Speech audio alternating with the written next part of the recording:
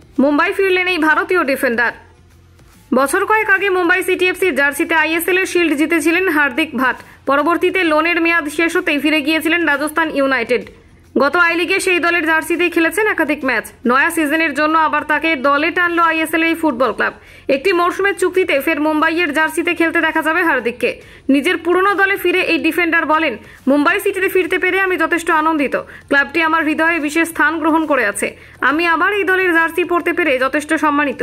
এমন একটি দলের অংশ হতে পারা যথেষ্ট গৌরবের, যারা ধারাবাহিকভাবে সাফল্য পেয়ে আসছে, এবং আমি আসন্ন মরশুমের দলের সাফল্যের জন্য অবদান রাখতে চাই। মূলত রাইট ব্যাক হিসেবে অধিক পরিচিত হলেও প্রয়োজনে রাইট উইং থেকেও সক্রিয় হয়ে উঠতে পারেন এই ফুটবলার। নতুন মরশুমে দলের রক্ষণভাগের শক্তি বাড়াতে তার উপরেই ভরসা রেখেছে সিটি ম্যানেজমেন্ট। এ প্রসঙ্গে মুম্বাই কোচ পেট্রো ক্রেটকি বলেন, হার্দিককে দলে পেয়ে আমরা যথেষ্ট উচ্ছ্বসিত। তিনি একজন মুম্বাইয়ের বাসিন্দা, যিনি আগেও আমাদের দলের সাথে ছিলেন। সে নিজের খেলায় উন্নতি করার পাশাপাশি দলকে সাফল্যের দিকে এগিয়ে নিয়ে যেতে প্রতিশ্রুতিবদ্ধ।